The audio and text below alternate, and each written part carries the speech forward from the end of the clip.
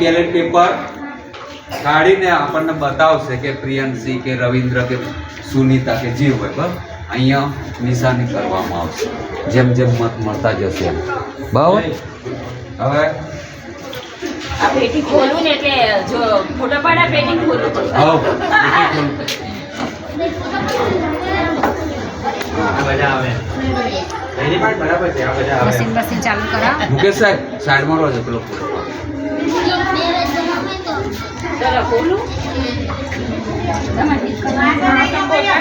પ્રિયાંશી અરે આ શરૂઆત થઈ અંગ્રેજીમાં તો પછી આમ રેડી રહો આવે છે તાલી ના પડતો રવિન્દ્ર જો તો હોય ને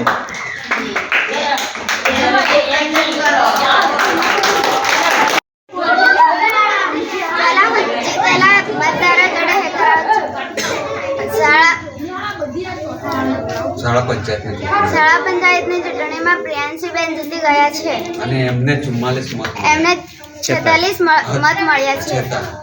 અને રવિન્દ્રભાઈને 44. રવિન્દ્રભાઈને 44 મત મળ્યા છે ચિરંજીભાઈને 26 મત મળ્યા છે